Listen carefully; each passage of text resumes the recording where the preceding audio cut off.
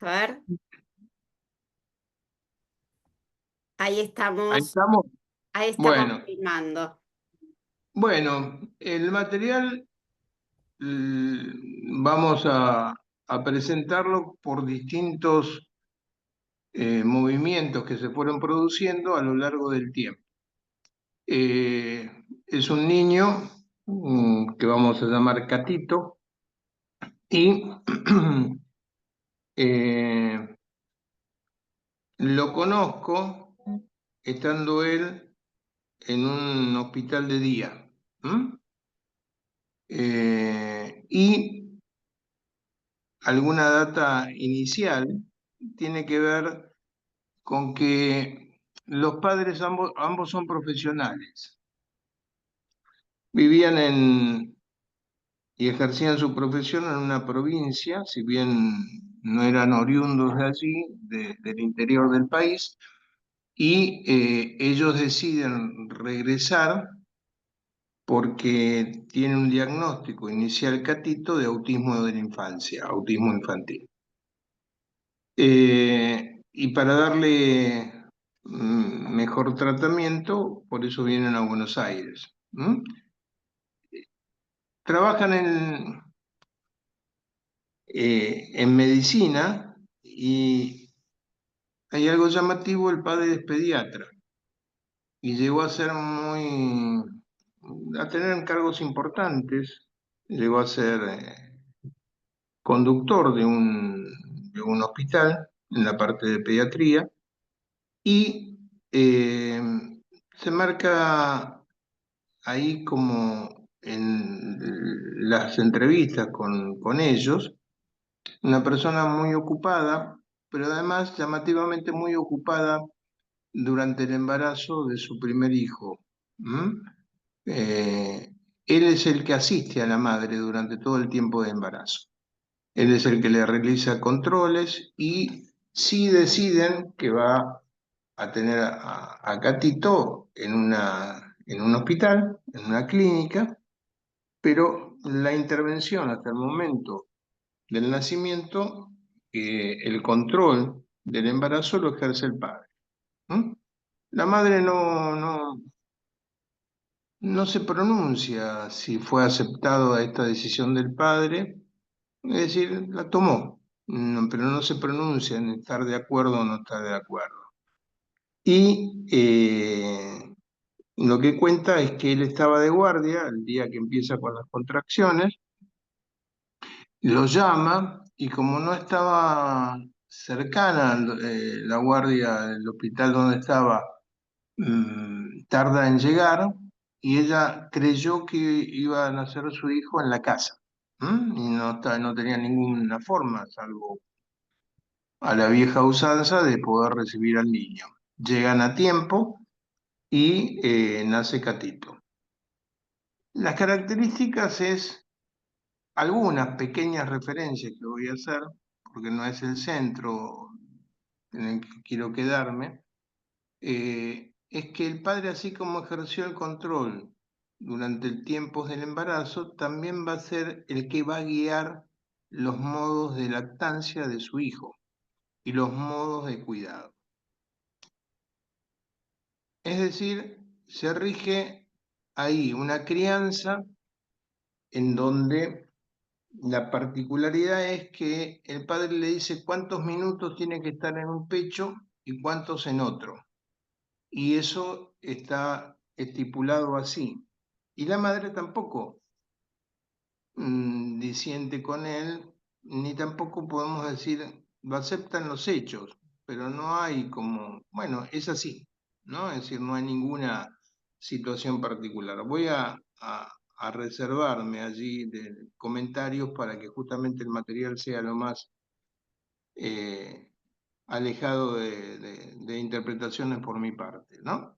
Entonces, eh, la higiene pasa de la misma forma, los momentos del baño, el tiempo del baño, la temperatura del baño, todo.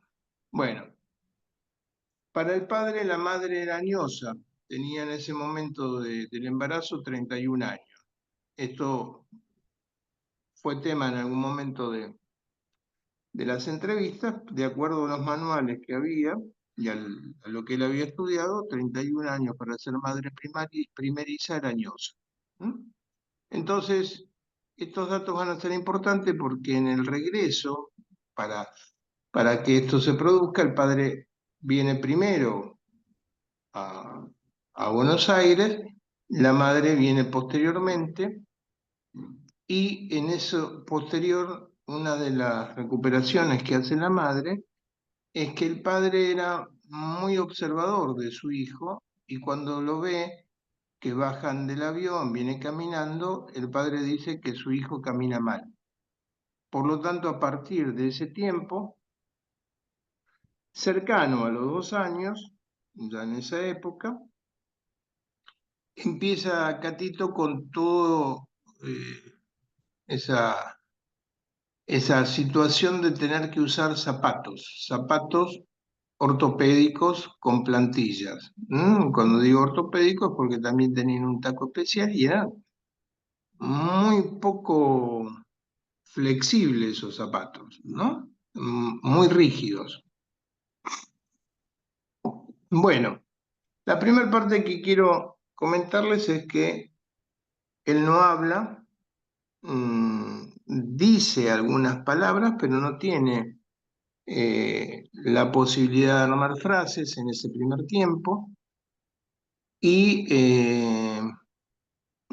se manejaba como corriendo por el consultorio, muy dificultado de aposentarse en algún lugar y en relación a esto vamos trabajando de distintas formas hasta que tiempo más adelante él, si bien estaba en disponibilidad y no podía hasta ahí usarla, encuentra en el lugar de los juguetes una bolsa que tenía muchas partecitas y animalitos y cuando él la encuentra a esa bolsa, lo que hace es una secuencia que se va a repetir por mucho tiempo. La puerta de ingreso, cuando yo lo recibía, él salía corriendo, llegaba al consultorio, tomaba esa bolsa y la daba vuelta. ¿Mm? Tiraba todo, daba vuelta todo el contenido. Y ahí había como una detención. Tiempo después empieza a elegir unas partecitas que tienen que ver con partes que son de ensamble, comunes para encastrar, y no permite que lo ayude para nada. Cuando está juntando dos piezas después de mucho esfuerzo, quiere agregar una tercera, no dice nada, no aceptan ninguna ayuda ni ninguna palabra, diría mía, y cuando arman la tercera se le desarma y pasa mucho tiempo hasta que logra armar tres partecitas y esas van a ser un objeto particular que parecería ser en ese momento como un juguete y con la cual él va a tomar eso en sus manos, me va a dar a mí, para que yo tenga y condiciones que no lo suelte, un pequeño juguetito que es un osito, y desde el cual yo puedo estar ahí. Es decir, y el juego, supuestamente, llamémoslo así, muy entrecomillado, él dispone o en el piso o sobre el diván eh, animalitos, ¿no? Va poniendo, ubicándolos como que están todos allí y la escena es que lo que él había conformado con esas piezas de encastre va a llamar águila, es un águila o es en algunos momentos un cóndor. Y una vez montada la escena, el águila viene sobrevolando, se ríe mucho, forma fuerte, y desde el aire baja a atacar a todos los animales. Todos los animales. No queda ninguno en pie, porque se encarga cuando los ataca de ir tirándolos, ¿no? El que resiste a esto es el oso porque lo tengo yo. Cuando me dije, me permite estar, es porque no puedo decir nada si no es teniendo el oso. Igualmente, no hay un intercambio ni una participación con que yo pudiese hacer. Ahí, posterior a esta escena que se repite, ingreso, dar vuelta a la bolsa, construcción del águila y abalanzarse y destruir todo, le va a seguir poco tiempo de haber inaugurado esta serie de repeticiones, el que se tira en el piso, se ríe, empieza con esos zapatones que tiene a golpear el piso, a golpear las paredes, y en esa risa muy estruendosa se levanta lo que tuviese, un pullover o una camisa, y empieza a rascarse, es decir, se rajuña y se lastima permanentemente. Vale decir que no era un cuerpo sin marcas, sino que había marcas de otras escenas que no habían pasado en el consultorio, a veces estaban más en carne viva y otras menos.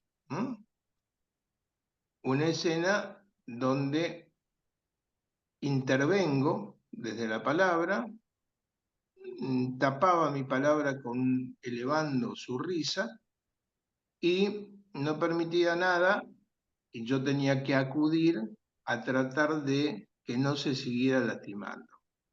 Después de mucho tiempo de esa repetición y de pensar qué sucedía allí, que lo dejo para que lo puedan los alumnos trabajar y pensar, decido intervenir y decirle que es una intervención en acto y en palabra, porque sabiendo que él llegaba primero al consultorio porque no existía la puerta, es decir, hola, y ya iba corriendo a dar vuelta a la bolsa, me preparo y cuando llega, yo también corro y tomo la bolsa. Y le digo que no más, dar vuelta a la bolsa no más. Y que él podía disponer de todos los juguetes, pero que no la iba a dar vuelta. Hay un forcejeo allí, porque él trata de agarrar la bolsa, y yo se la dejo abierta, y entonces empieza algo así como él va a extraer los juguetes. Pero en verdad no elige, sino que de a poco saca todo de vuelta. Pero hay un movimiento que cambia. Él tiene que hacer ese trabajo extractivo y va a hacer. Bueno, entonces allí el juego que entrecomillado se daba, yo voy a intervenir más activamente y voy a estar al cuidado de algunos animales, que eran los preferidos para él de atacar. Entre ellos, las tortugas. Las tortugas eran preferidas por él para ser atacadas. Entonces, intento desde ahí, claramente con mucha resistencia de parte de él, y antes de que pueda lastimarse, me acerco a él y impido activamente de que él se lastime. Esa es una secuencia, ¿sí? Un tiempo más adelante, así como voy a cortarlo del dar vuelta a la bolsa, también voy a decir que a ese juego o a eso que él estaba haciendo, no vamos a hacerlo más. Porque había una repetición, y cuando insisto con las repeticiones, para que puedan pensar de qué orden era, y le propongo algo que no había hecho. Lo conocía yo ya del hospital porque a veces lo veía en el primer tiempo del tratamiento en consultorio del hospital y en otros momentos ya pasa a consultorio, a mi consultorio. ¿Mm? Entonces le propongo algo que no había habitado todavía, que era vamos a pintar, vamos a dibujar. Bueno, vale que no fue aceptada así de una y muy agradable por parte de Catito, mi intervención, pero se instala el tema de las hojas, las cartulinas, las témperas, y empieza muchas jornadas de enchastre, llamemos por allí. No quiero, me cuido de dar pistas para que puedan pensar más que de qué se trata todo esto, pero empieza toda esa zona de enchastre, pasa bastante ahí en ese tiempo, y la otra etapa donde ya, Catito, seguramente te estaban preguntando de qué edad empiezo a verlo yo, y más o menos cuando tienes 6 años, y ya estamos hablando de 8 años por allí, en ese tiempo de el ingreso a la hoja.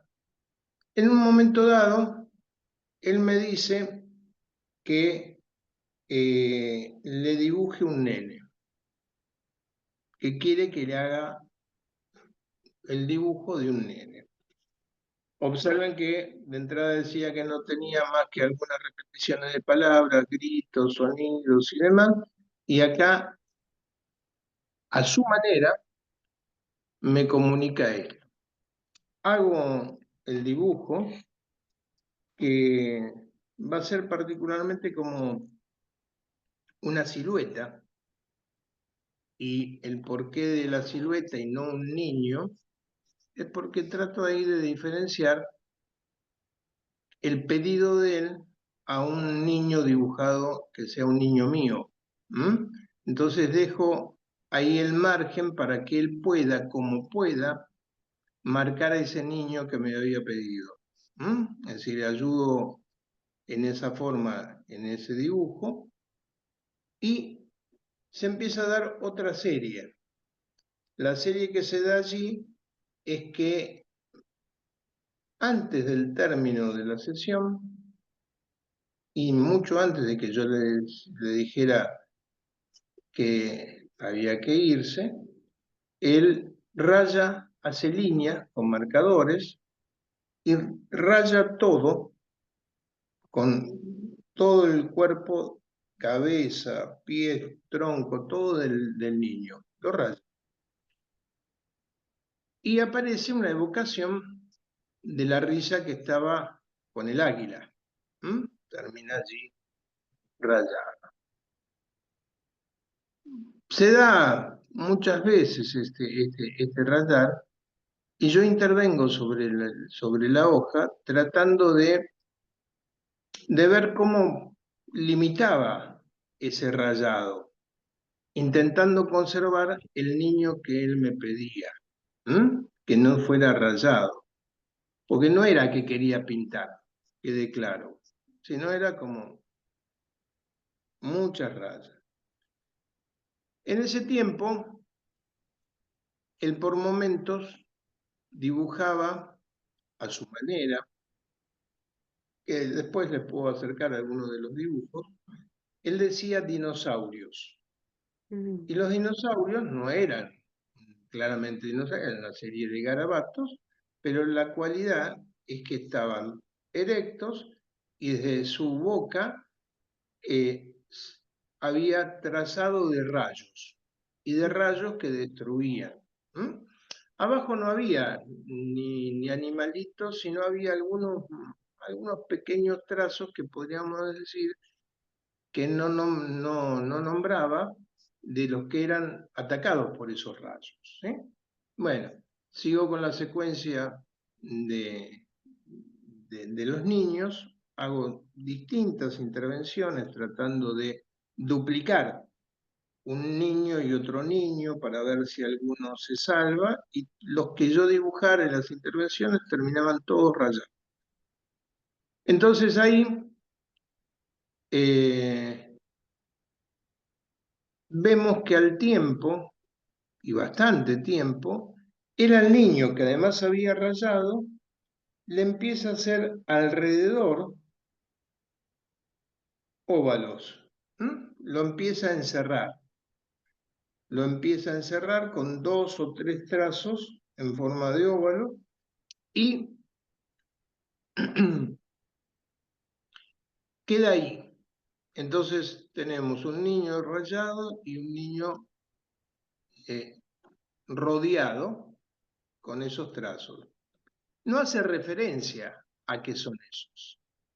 Pasa el tiempo y repetimos la secuencia ya del rayado y de los círculos óvalos alrededor de ese niño.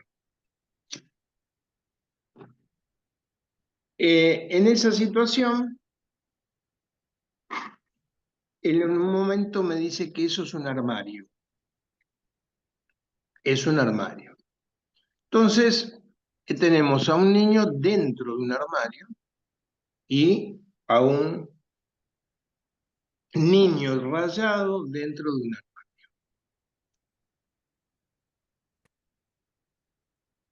Es particular porque no existía la puerta de ingreso, tampoco existía puerta de ese armario. No había la posibilidad más de que permanecer ahí como estaba ese niño, estático, atrapado. Entonces después, digo, Marco, todo esto va en una serie donde de a poco y a través del tiempo decido intervenir y ofertarle que si es un armario, para que el niño pueda salir, es necesario hacer una puerta. Y dibujo yo en en la parte derecha de ese armario una puerta. Entonces, es una intervención allí particular que no pasa porque no pudiera sostener, eh, atravesado por la angustia ese niño atrapado, sino más por un deseo de movimiento. Hago una puerta y él la ve, me pregunta, y le digo, es una puerta para que pueda entrar y pueda salir ese niño que está allí. Y en la misma sesión, él con un marcador le dice otra puerta y dibuja del lado izquierdo otra puerta y le agrega algo que es como un picaporte. Entonces, esto es interesante, podría hablar más, no lo voy a hacer, sobre esa situación. Bueno, ya hay en esa secuencia un punto en donde el niño sigue atravesado por las rayas, hay puertas, y la última parte que quiero contarles del material es que viene Catito a una sesión y me dice, vamos a la calle. Entonces, no había antecedentes de que yo hubiese compartido con él esto de andar por la calle. Sí con otros pacientes, no con él. Entonces, decido aceptar la propuesta de él bajo, bajo la consigna de que vamos a trabajar. Nos trasladamos del consultorio a la calle y para poder seguir allí en un trabajo, le digo que vamos a llevar hojas, marcadores y nos vamos a la calle. La comunicación de la salida va a ser a posteriori, al que en ese momento el padre lo traía sistemáticamente, la madre muy pocas veces, alguna vez que lo trajo, en tiempo posterior no regresó hasta 2 o 3 horas después. Habíamos trabajado mucho con Catito, muy bien, estábamos esperándola, no aportó. Y cuando llegó, me van a matar, lo que pasa es que pasé por delante de una iglesia y ingresé y me quedé toda la misa pidiendo por Catito. Y Catito se aguantó y yo me aguanté porque venían los otros pacientes y tenía que decir que no podía atender. Se desorganizó, se puso mal, hacía mucho tiempo que no se ponía mal Catito y bueno, y se fueron. Claramente después tuve una entrevista con ella y vimos y demás. Y en la calle, retomo, le digo, vamos a hacer una posta. Vamos a ir primero, había una librería cerca, vamos a pasar por una librería, vamos a comprar algo para poder seguir dibujando más. Y incorporamos témperas y incorporamos pinceles. Yo iba a veces a tomar un café en una galería donde había muy poca gente en ese sector de la galería y ahí nos instalamos. Y a partir de ahí empezó toda una secuencia de dibujos que hicimos y hizo él, en donde ya aparece en el primer dibujo, y voy a cortar acá, después podría agregar más material, si es necesario. Él me pide que dibuje una casa, ya no un nene, una casa. Entonces, dibujo una casa, me va pidiendo y él va agregando alguna gente cercana a la casa y en esa oportunidad él toma la témpera, lo hacíamos ahí en un cenicero que tenía profundidad para mojar los pinceles, y él dice que va a hacer un camino, y empieza de la casa a hacer un trazo de un camino, pero poco a poco el camino va pintando, ¿no? Los personajes que hemos ubicado ahí, y va pintando a partir del techo toda la casa. Es decir, está el camino, está la casa, pero queda toda tapada por la témpera. Esto luego va a tener movimientos donde claramente él va a poder dibujar de otra manera y en algún momento, no recuerdo bien, él quiere dibujar a su familia. No fue un pedido mío que dibuje a la familia, ¿no? No fue invocando un test de la familia. Y es llamativo porque lo primero que hace en forma de óvalo son las caras. Mamá, papá, ya en esa época teníamos una hermana, y él. ¿Mm? Bien, 4. Pero de cada óvalo va a sacar una línea se va a juntar y queda como un ramillete de caras. Y agrega posteriormente un cuerpo, solamente un cuerpo. El tronco, las extremidades, y ese es el dibujo de la familia. Bueno, hasta acá. Bueno.